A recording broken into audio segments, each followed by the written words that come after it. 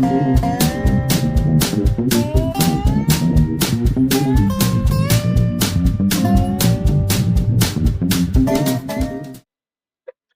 everyone, welcome back to Greyhammer. Today we're going to be doing a Southern Toad care guide kind of review and walkthrough. We're going to be using Benjamin's Exotics. Right now they're out of stock of a lot of things, but they do captive bred toads.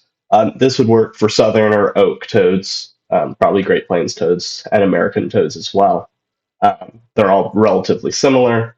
I'm probably going to have Southern toads. It will depend.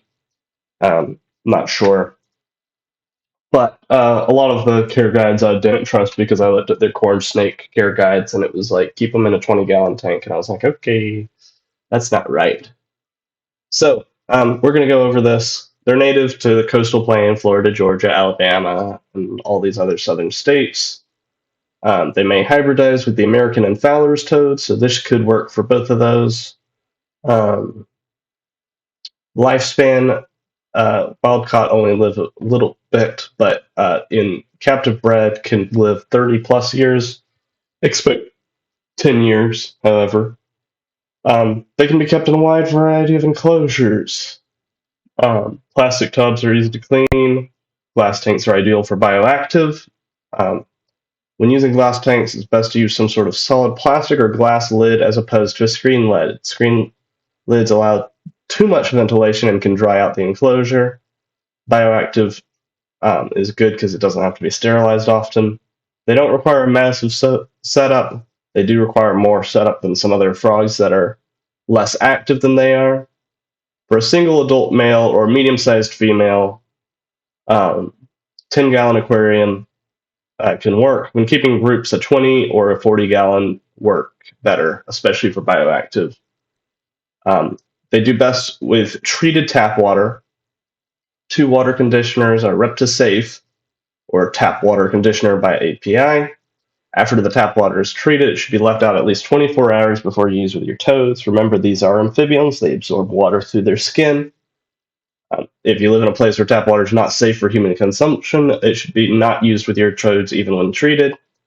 Reverse osmosis or spring water can be used. Don't use distilled.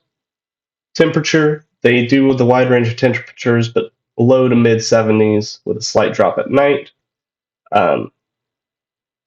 Substrate, they can be kept in a wide range of substrate. They do best in ones that are compacted to reduce the risk of compaction if they take in some of that substrate.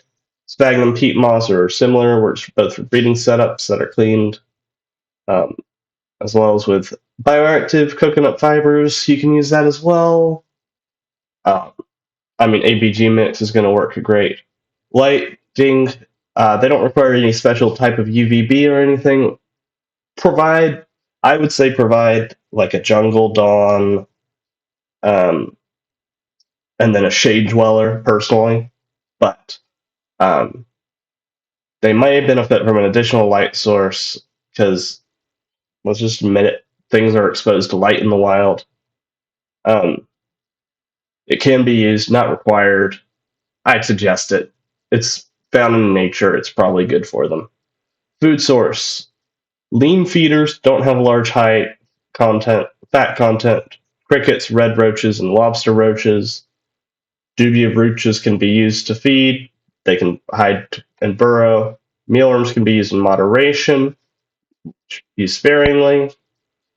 Ice paws, night crawlers, silkworms, hornworms, waxworms, black soldier fly larvae, pink mice, a variety of other feeders can also be used with great success in moderation. So vary their diet like most things.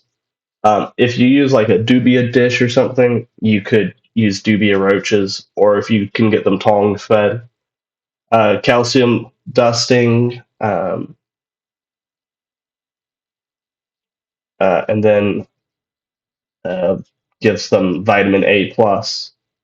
And that's our look over for this care guide. So let's look into some terrariums.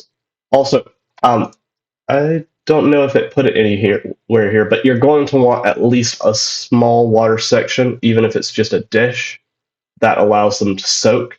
And if you have more than one, and they breed, that will be an area where they can lay eggs.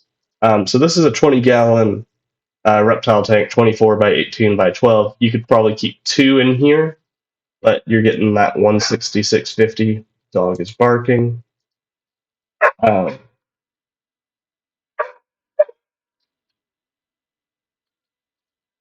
then Dubia, this $99 package coming soon.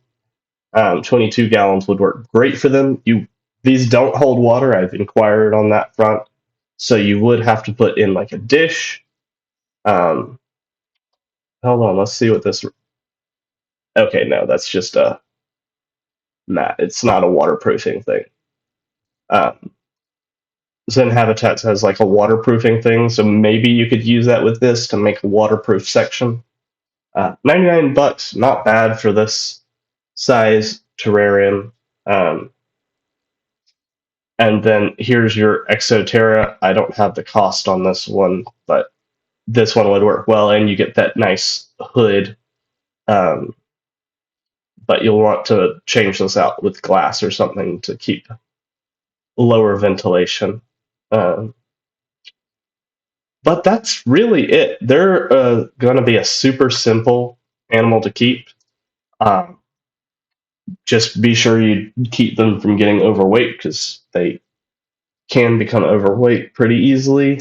Um, but that's about it for that. So please like, subscribe, comment. Let me know if I've missed anything, and I'll see you in the next episode.